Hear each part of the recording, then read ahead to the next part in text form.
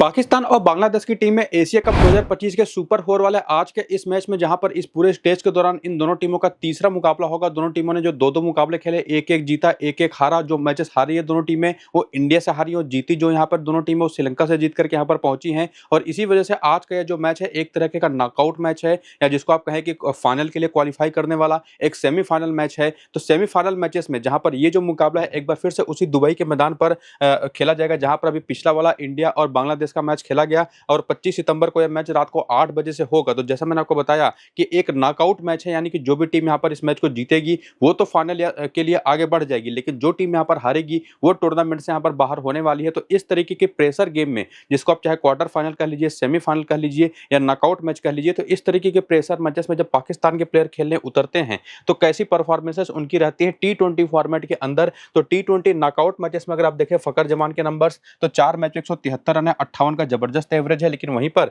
Sam Ayub की बात करें तो एक ही मैच खेला है, 17 रन है, कोई विकेट है नहीं, वैसे भी बहुत अच्छे फॉर्म में है नहीं। और इसके बाद बात करें मोहम्मद नवाज की, तो इनकी बॉलिंग के आंकड़े 4 मैच पर 74 रन है, जबरदस्त तरीके से 7 विकेटें हैं। हालांकि आप देख पा रहे होंगे कि पिछले 2 मैचेस से इन्होंने बॉलिंग करी ही नहीं है, लेकिन आज करेंगे कि नहीं करेंगे वो आगे आंसर आपको मैं करूंगा। जबकि वहीं पर मोहम्मद हैरिस 3 मैच में केवल 40 रन है। इसके बाद आते हैं खुशदिल शाह, 3 मैच में 23 रन है और 2 बार बॉलिंग करी है, विकेटें 3 लेकर के गए हैं, लेकिन इनके खेलने के चांसेस वो कितने हैं वो भी हम आगे देखेंगे। और उसके बाद आते हैं फहीम अशरफ, जो कि एक मैच खेल करके 15 रन बना चुके हैं, 1 विकेट है। और वहीं पर हसन नवाज के एक मैच में केवल 15 रन है। शाहीन आफरीदी के 5 मैच में 6 विकेट हैं, लेकिन वहीं पर हैरिस रऊफ के 5 मैच में 7 विकेट हैं, जबकि अबरार अहमद के एक मैच पर 2 विकेट है। सोफियान मुकीम भी 3 मैचेस इस तरीके के खेल चुके हैं, 5 विकेट ले चुके हैं। और बाकी हसन अली और मोहम्मद वसीम जूनियर, जिनके आज के इस मैच में तेज गेंदबाज खेलने के चांसेस काफी अच्छे बनते दिखाई पड़ रहे हैं, इन दोनों के नॉकआउट मैचेस के आंकड़े अगर आप देखें तो वो काफी खराब है। तो ये तो पाकिस्तान के कुछ प्लेयर्स थे, जिसमें आपने देखा कि फकर जवान, मोहम्मद नवाज और इनके जो बॉलर्स हैं खास करके शाहीन अफरीदी और हैरिस रऊफ के साथ अबरार अहमद, ये 4-5 ऐसे प्लेयर हैं जो कि नॉकआउट मैचेस में काफी अच्छी परफॉर्मेंस देते रहे हैं। लेकिन वहीं पर बांग्लादेश की भी बात कर लें, चूंकि वो भी टीम तो आज के इस मैच में खेलेगी, तो इनकी तरफ से सैफ हसन एकमात्र ऐसे प्लेयर रहे हैं जो 2 नॉकआउट मैचेस खेल करके 51 रन बना चुके हैं, जिसमें एक 50 नाबाद का हाईएस्ट स्कोर भी है, बॉलिंग भी करी है, हालांकि विकेट मिला नहीं है। और सैफ हसन का आपने देखा भी है कि पिछले कुछ मैचेस से कमाल के फॉर्म में है और इंडिया के खिलाफ तो बहुत ही ज्यादा कमाल की बैटिंग की है अभी। और बाकी जो बैटर्स हैं बांग्लादेश की टीम में जो नॉकआउट मैचेस खेलते हैं, बाकी परवेज हुसैन, इमाम लिटन दास और जाकिर अली, इनके नंबर्स कुछ खास अच्छे हैं नहीं। जाकिर अली जरूर 2 मैच में 38 रन है, उसमें एक बार 24 रन बना करके नॉट आउट रहे हैं, लेकिन बाकी मुस्तफिजुर हो गए, रिशद हुसैन हो गए, तस्कीन अहमद हो गए, इनके एक एक मैचेस में एक एक विकेट है। तो एक्सपीरियंस के हिसाब से देखें तो नॉकआउट मैचेस खेलने का ज्यादा बेहतर है वो पाकिस्तान के पास। बांग्लादेश के पास एक्सपीरियंस कम है नॉकआउट मैचेस खेलने का, जिसमें परफॉर्मेंसेस भी कुछ खास अच्छी रही नहीं है। लेकिन जैसा मैंने आपको बताया कि दुबई के मैदान पर आज का यह मैच खेला जाएगा, जहां पर टोटल 8 मैचेस हो चुके हैं इस एशिया कप के,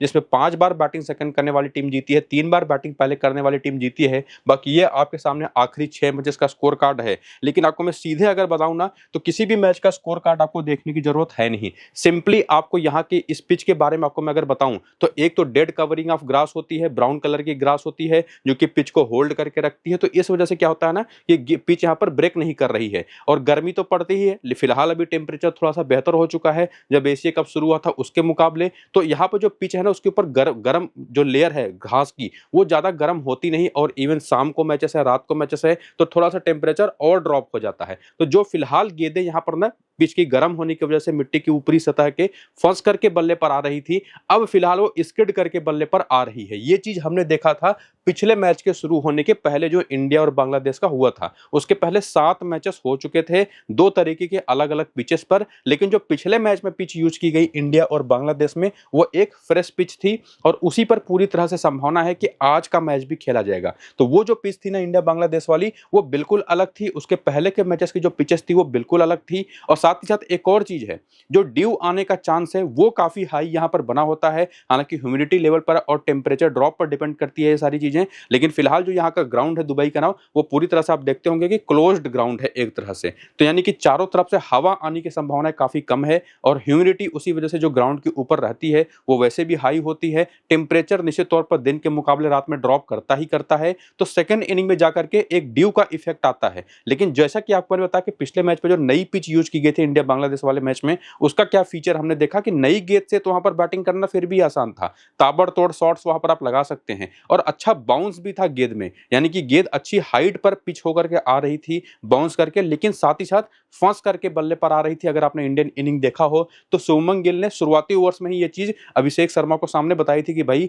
बाउंस तो हो रही है गेंद, लेकिन गेंद फंस करके बल्ले पर आ रही है। और इसी वजह से चाहे आप इंडिया की इनिंग आपने देखी हो चाहे बांग्लादेश की इनिंग देखी हो, जैसे जैसे पुरानी होती चली गई गेंद, फिर वहां पर बैटिंग करना मुश्किल हो गया। इंडियन टीम ने पहले 11 ओवर में 100 से ऊपर का स्कोर खड़ा कर दिया था, लेकिन आखिरी 9 ओवर में केवल 56 रन बने, जबकि वहीं पर बांग्लादेश की टीम ने भी शुरुआत काफी अच्छी करी थी। पहले 6 ओवर में 44 रन बना दिए थे, एक विकेट के नुकसान पर, और इंडिया ने तो 72 रन बना दिए थे 6 ओवर में, लेकिन उसके बाद बांग्लादेश की टीम भी 127 के स्कोर पर ऑल आउट हो गई। तो जो चीज आपको मैंने इस पिच के बारे में बताई कि जैसे ही गेंद पुरानी होगी रन बनाना मुश्किल हो जाएगा, और इसी वजह से आज कितना बेहतर स्कोर कोई पावर प्ले में कर जाएगा उस पर बहुत बड़ा रोल होगा कि कौन सी टीम आज का मैच जीतेगी। डिपेंड उस पर नहीं करेगा कि पहली इनिंग की बैटिंग कर रहे हैं या सेकंड इनिंग की, वैसे सेकंड इनिंग में चांसेस थोड़े से ज्यादा बेटर होंगे। और बाकी इसके पहले के मैचेस में जो पिचेस यूज हो रही थी वहां पर भी जैसा कि आप रिजल्ट भी देख रहे हैं कि चेज करना ही टीमें प्रेफर कर रही थी, वहां पर बस बाउंस थोड़ा सा और कम था और गेंद बल्ले पर तो फंस के आ ही रही थी। पुरानी गेंद पर स्पिनर्स को उतना ज्यादा फायदा नहीं था जितना पिछले मैच में हमने देखा। ओवरऑल अभी तक 36 विकेट स्पिन को, 35 विकेट पेस को मिली है पिछले 6 मैचेस में, जो दिखाता है कि पेसर्स और स्पिनर्स दोनों का रोल यहां पर है। तो पहली इनिंग में पेसर ज्यादा बेहतर ऑप्शन है, सेकंड इनिंग में स्पिनर्स ज्यादा बेहतर ऑप्शन है। और जो चीज आपको मैंने पिछले मैच के पिच के बारे में बताई इंडिया बांग्लादेश वाली, उसको जरूर ध्यान से सुनिएगा एक बार फिर से रिपीट करके, ताकि अगर उस पर आज का मैच खेला जाए तो निश्चित तौर पर आपको पता हो कि पिच है कैसी। लेकिन अगर नहीं भी खेला जाता है उस पिच पर मैच, किसी दूसरी पिच पर होगा, तो भी आपको मैं जो भी पिच रिपोर्ट होगा ये तो बता दूंगा कि किस पिच पर हो रहा है अपने टेलीग्राम और व्हाट्सएप चैनल पर टॉस के बाद। और उसकी बेसिस पर जो मेरी फाइनल 6 टीम आज बनेगी फ्री टू प्ले कॉन्टेस्ट के लिए, वो भी आपको मैं टेलीग्राम और व्हाट्सएप पर दूंगा। तो लिंक आपको इसी वीडियो के डिस्क्रिप्शन में और कमेंट बॉक्स में जो पिन किया हुआ कमेंट है नीचे जाकर के देखेंगे तो टेलीग्राम और व्हाट्सएप चैनल का लिंक डिस्क्रिप्शन पिन कमेंट में मिल जाएगा। क्लिक करके टेलीग्राम और व्हाट्सएप को ज्वाइन कर लीजिए ताकि आपको फाइनल टीम भी मिल पाए, पिच के बारे में भी पता चल पाए कि कौन सी पिच है जिस पर आज का मैच हो रहा है। बाकी ये प्लेइंग 11 और बैटिंग ऑर्डर पिछले मैच में खेली थी पाकिस्तान की तरफ से, जहां पर आपने देखा कि शाहीन अफरीदी, फहीम अशरफ, हैरिस रऊफ और साथ ही साथ अबरार अहमद ने 4-4 ओवर पूरे किए। हुसैन तलत ने 3 ओवर किया था, सलमान आगा ने 1 ओवर किया था। वो मैच वहां पर था अबू धाबी में, जहां पर पेसर्स की गेंद हवा में स्विंग होती है, ओपन ग्राउंड है, हवा क्रॉस करती है पूरे ग्राउंड के ऊपर, तो हवा में अच्छी स्विंग मिलती है। तो निश्चित तौर पर इसी वजह से पेसर्स ज्यादा बॉलिंग कर रहे थे पिछले मैच में पाकिस्तान की तरफ से। लेकिन आज शायद ऐसा होता दिखाई ना पड़े, जैसे आपने देखा पिछले मैच में इंडिया बांग्लादेश वाले में जिस तरीके से दुबई की इस मैदान पर मिडिल ओवर्स में स्पिनर्स को फायदा मिल रहा था, तो पूरे चांसेस है कि आज मोहम्मद नवाज आपको बॉलिंग करते दिखाई पड़ जाएं, जो पिछले 2 मैच से बॉलिंग करते दिखाई नहीं पड़े हैं। बाकी अबरार अहमद तो इनके पास हैं ही जो पूरे 4 ओवर करते हैं, सैम अयूब और साथ ही साथ यहाँ पर सलमान आगा, जिसमें सैम अयूब जिसने पिछले मैच में बॉलिंग नहीं करी थी उसके भी आज के मैच की बॉलिंग के चांसेस काफी अच्छे होंगे। बाकी पाकिस्तानी प्लेयर्स के करियर के आंकड़े आप चाहें तो वीडियो को रोक करके यहाँ पर देख सकते हैं, जिससे आपको पता चलेगा कि इस एशिया कप के शुरू होने के पहले T20 क्रिकेट में इनका क्या एक्सपीरियंस रहा था, जहां पर बल्लेबाज के कुल total matches, total run, batting average और इवन बैटिंग एवरेज इनिंग के हिसाब से, और बॉलर्स की भी पूरे करियर के दौरान कितने मैचेस खेली, कितने विकेट चटकाई, पहली इनिंग में कितनी गेंदें लगी, सेकंड इनिंग में कितनी गेंदें लगी, एक एक विकेट चटकाने में, इससे ये पता चलेगा कि हैरिस रऊफ को ज्यादातर पहली इनिंग में कम गेंदें लगती हैं एक विकेट निकालने में। हालांकि ये जैसे पिच है ना, वो मैटर करता नहीं कि किस इनिंग की बॉलिंग है, दोनों जगहों पर काफी इंपॉर्टेंट होंगे, लेकिन फिर भी एक्सपीरियंस का आपको एक यहाँ पर पता चल जाएगा। और बाकी रिसेंट फॉर्म अगर आप देखें तो इस पूरे एशिया कप के दौरान जो मैचेस खेले गए उसमें फकर जमान एक ऐसे प्लेयर रहे थे जो शुरू में तो अच्छे फॉर्म में दिखाई पड़े थे, पिछले 2-3 मैचेस से थोड़ा सा टच में दिखाई पड़े नहीं है, रन इनसे बन नहीं रहे। लेकिन वहीं पर साहिब ज्यादा फरहान ज्यादा बेहतर फॉर्म में दिखाई पड़े हैं पूरे टूर्नामेंट के अंदर। अगर आप देखें 1-2 मैचेस में शुरुआत में थोड़ा सा फंस रहे थे, लेकिन अब फिलहाल इनका फ्लो काफी अच्छा हो चुका है। जबकि वहीं पर सैम अयूब, बैटिंग तो इनसे बिल्कुल हो ही नहीं रही, बॉलिंग में जरूर 5 विकेट चटका चुके हैं। सलमान आगा से भी बिल्कुल ना तो बैटिंग हुई है ना तो बॉलिंग हुई है ढंग से। बाकी हुसैन तलत ने पिछले मैच 32 नाबाद की पारी खेली, 2 विकेटें ली। और वहीं पर बात करें मोहम्मद हैरिस की, तो एक तो बैटिंग इनको बहुत नीचे मिलती है, हालांकि है एक फ्री फ्लोइंग बैटर, लेकिन नंबर इनका बैटिंग का इतना नीचे आ जाता है कि वो मौका इनको बनता नहीं। मोहम्मद नवाज ने जरूर बॉलिंग तो की ही नहीं पिछले 2 मैच में, तो क्या ही ये बॉलिंग से परफॉर्म करता है, लेकिन एज ए बैटर काफी बेहतर काम किया है। 38 नाबाद और 21 रन की 2 शानदार पारियां। एक बार पिछला वाला मैच जब फंस गया था श्रीलंका के खिलाफ, तो काफी हद तक इनका काफी बड़ा रोल रहा 38 नाबाद की तेज तर्रार पारी खेल करके अपनी टीम को जिताने में। तो आप एक कह सकते हैं कि ये भी एक बहुत इंपॉर्टेंट प्लेयर रहेंगे।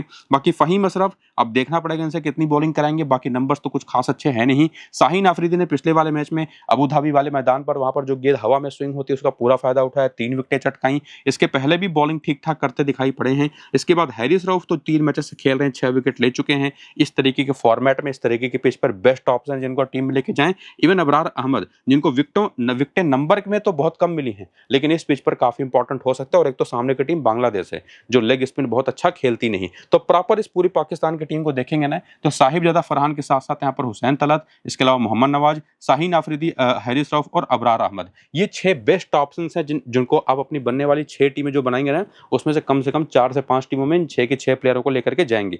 बाकी जो टीमें बचेंगी वहां पर किसी एक या दो टीम में फकर जमान को, फिर उसमें सैम अयूब को, फिर उसी में किसी एक टीम में ही सलमान आगा को, किसी एक आध टीम में ही आपको रखना है। बाकी जो 4-5 टीमें बनेंगी उसमें ये 6 प्लेयर तो आपके होंगे, लेकिन उसी में अगर पहले इनिंग की बैटिंग है तो Fakhar Zaman, Saim Ayub, even second inning की बैटिंग में भी 2-2 3-3 टीमों में आपके रोटेट होकर के आएंगे। और बाकी जो बैटर या बॉलर है ना उसमें से किसी भी प्लेयर को अगर आपको लेके जाना है, जैसे सलमान आगा हो गए, मोहम्मद हारिस हो गए, उसके लिए इन बाकी प्लेयरों में से किसी एक को आपको ड्रॉप करना होगा या तो किसी एक टीम में ही उनको रखना है, बाकी उनकी ज्यादा जरूरत आपको पड़ेगी नहीं। तो काफी सिंपल था पाकिस्तान की तरफ से ये समझना कि कौन से प्लेयर बेहतर फॉर्म में है, आज उनका रोल क्या होगा, और साथ ही साथ कौन से प्लेयर बेस्ट होंगे जिनको ज्यादातर टीमों में लेके जाना है। बाकी हेड टू हेड के आंकड़े अगर आप देखें तो बांग्लादेश के खिलाफ फकर जमान के 5 मैच 144 रन है, 57 का हाईएस्ट स्कोर है, नंबर्स काफी एवरेज हैं। बाकी साहिबजादा फरहान के तो बेहतरीन नंबर है, 3 मैच में 138 रन। बाकी सैम अयूब बिल्कुल भी खराब परफॉर्म करते दिखाई पड़े हैं, 6 मैच में केवल 77 रन। और उसके बाद सलमान आगा के 6 मैच में 114 रन, 114 है ये, 1114 मत पड़िएगा इसको। और बाकी हुसैन तलत के 1 मैच में 1 विकेट है। 7 मैचेस में अगर आप देखिए मोहम्मद हारिस के तो नंबर्स तो बहुत अच्छे हैं, 219 रन, 107 का हाईएस्ट स्कोर है, लेकिन अगर आज ऊपर खेलते हैं ना तो ये भी एक बड़े ट्रम्प होंगे। बाकी नवाज की अगर आप देखें तो 8 मैच में 8 विकेट हैं, पता नहीं कैसे यहाँ पर बड़े टाइपिंग एरर्स हो रखे हैं, ये 80 मैच नहीं 8 मैच है, ये 114 रन है, 1114 इसको मत पढ़ लीजिएगा।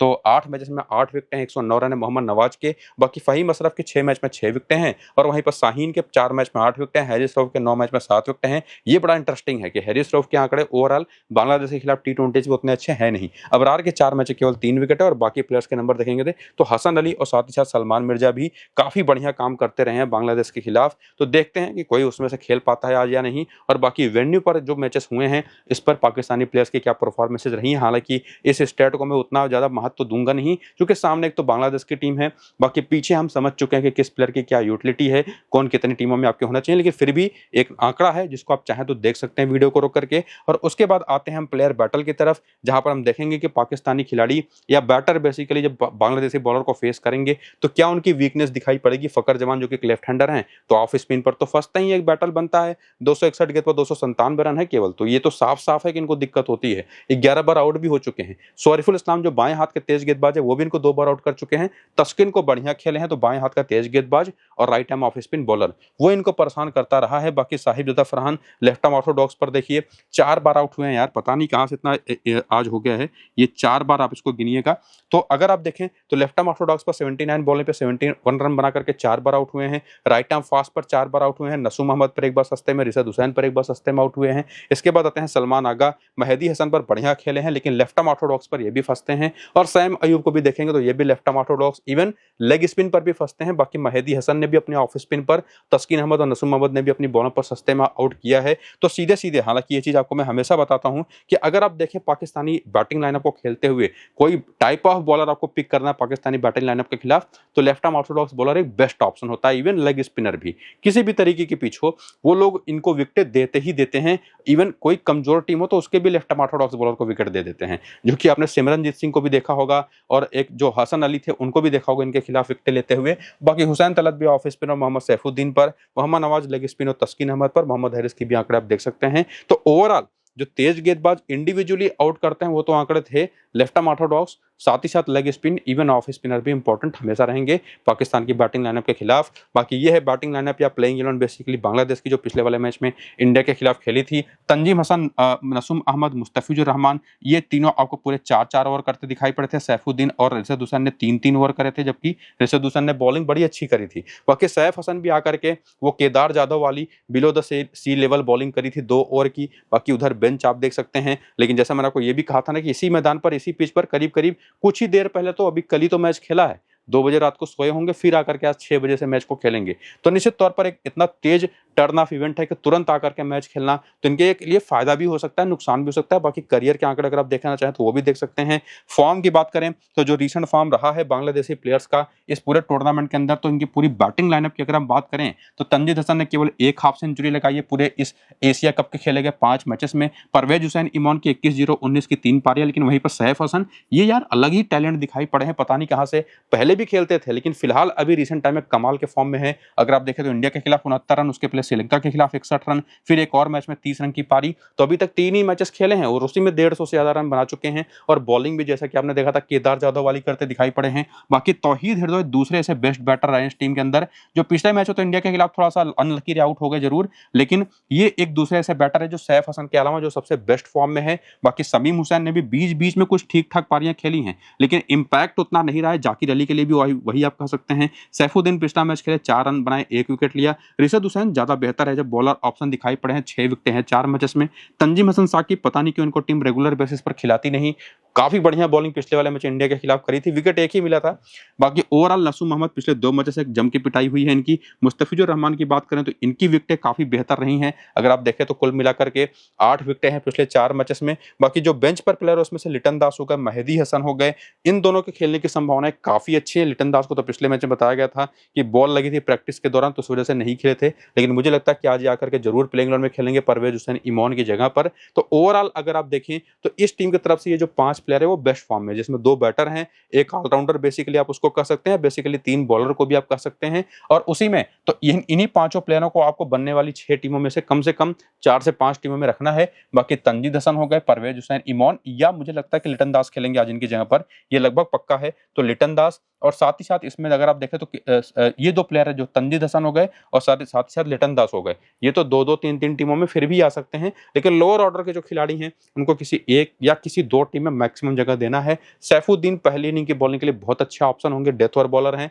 और बाकी नसूम अहमद जो कि एक वीकनेस है, बेसिकली ये एक वीक कड़ी भी रही है अपनी टीम के लिए पिछले 2 मैचेस में, लेकिन जहां तक लगता है कि मुझे आज खेलेंगे तब तो अच्छे ऑप्शन होंगे, नहीं खेलेंगे तो हो सकता है मेहदी हसन इनकी जहां पर खेल जाए, वो भी इक्वली बेटर ऑप्शन है। और मुझे पूरे चांसेस दिखाई पड़ रहे हैं मेहदी हसन के खेलने के, जो बैटिंग भी कर लेते हैं। तब तो मेहदी हसन एक ऐसे प्लेयर है ना जिनको आप 4-5 टीमों में लेके जा सकते हैं। बाकी हेड टू हेड के आंकड़े आपके सामने हैं, जिसमें अगर आप देखें तो पाकिस्तान के खिलाफ परवेज हुसैन इमॉन काफी बढ़िया करते रहे हैं, और इवन अगर आप देखें तो जाकिर अली के आंकड़े बहुत अच्छे हैं। ये वो 2 खिलाड़ी पाकिस्तान के खिलाफ बेहतर करते रहे जिनका फॉर्म अभी फिलहाल अच्छा नहीं है, और जिनका फॉर्म अच्छा है वो पाकिस्तान के खिलाफ बेहतर खेले नहीं है। और बाकी नसूम अहमद के 4 में जो 4 विकेटें हैं एज एक्सपेक्टेड, मुस्तफिजुर के 9 मैच में 9 विकेटें हैं। ओवरऑल आंकड़े आपके सामने है। तस्किन के भी 11 मैच में 14 विकेटें हैं, तो अगर ये खेलते तो ये भी बड़े अच्छे ऑप्शन होंगे। इसके बाद वेन्यू के नंबर्स अगर आप देखना चाहें तो वो भी देख सकते हैं कि इस मैदान पर मुस्तफिजुर के ओवरऑल आंकड़े बहुत अच्छे हैं। Even as a bowler Rishad Hossain ने पिछले मैच में 2 विकेट लिया। एज ए बैटर देखेंगे तो सैफ हसन यहाँ पर 2 बैक टू बैक 60+ की इनिंग खेल चुके हैं इसी एशिया कप में, और तौहीद हृदय भी यहाँ पर 2 मैच में 1 हाफ सेंचुरी लगा चुके हैं। सोरिफुल और तस्किन के भी आंकड़े यहाँ पर काफी अच्छे रहे हैं। और बाकी जैसे आपने पाकिस्तानी बैटर्स के बारे में देखा कि वो लेफ्ट आर्म ऑर्थोडॉक्स एक कॉमन बॉलिंग ऑप्शन जिस पर वो फंसते हैं, कुछ हद तक लेग स्पिन और ऑफ स्पिन पर भी। उसी तरह से बांग्लादेशी प्लेयर की बात करें तो ये भी लेग स्पिन पर और लेफ्ट आर्म ऑर्थोडॉक्स पर बुरी तरह से इनकी असफलता रही है पूरे फ्यूचर के दौरान। वैसे भी लेग स्पिनर इनके पास कोई बहुत क्वालिटी कभी रहा नहीं है। अभी तो फिलहाल रिशद हुसैन है, तो प्रैक्टिस भी इनकी उतनी होती नहीं। और बाकी तंजीद फहीम और हसन अली पर आउट हो चुके हैं। बाकी सैफ हसन लेग स्पिन और शाहीन अफरीदी पर फंसे हैं। तौहीद हृदय भी लेफ्ट आर्म ऑर्थोडॉक्स पर फंसते हैं। अबरार ने इनको एक बार आउट कर रखा है। बाकी लिटन दास के आंकड़े भी आप देख सकते हैं। तो ओवरऑल तो आपको मैंने बता ही दिया कि किस तरीके की बॉलिंग पर फंसते हैं। बाकी जो पाकिस्तानी तेज गेंदबाज हैं वो तो इंपॉर्टेंट रहेंगे, चाहे वो शाहीन अफरीदी हो चाहे हैरिस रऊफ हो। तो वो सारे आंकड़े आप यहाँ पर देख सकते हैं वीडियो को रोक करके। बाकी 2 सबसे कॉमन कप्तान के ऑप्शन ये दोनों हो सकते हैं आज के इस मैच में, क्योंकि लोग फेवरेट तो पाकिस्तान को ही मानने वाले हैं। हालांकि इसमें टॉस का काफी बड़ा रोल होगा। बाकी 3 और डिफरेंशियल ऑप्शन है जिनको आप अलग अलग टीमों में एज ए कैप्टन और वाइस कैप्टन ट्राई कर सकते हैं। और इसके साथ साथ जो आज के इस मैच की टीम आप बनाएंगे 6 इस पूरे वीडियो को देख करके ना, वो तो जरूर बनाइए, लेकिन मेरी जो अपनी 6 टीम होगी फाइनल और जो ये इन्फॉर्मेशन होगी कि किस पिच पर आज का मैच होगा, वो आपको मैं टेलीग्राम और व्हाट्सएप पर बताऊंगा। तो जाकर के दोनों को ज्वाइन करिए, लिंक आपको डिस्क्रिप्शन में पिन कमेंट में मिल जाएगा। बाकी पूरा वीडियो देख करके पसंद आए तो लाइक करिए। फिलहाल इस वीडियो को यहाँ पर करते हैं खत्म, चलते हैं, नमस्कार।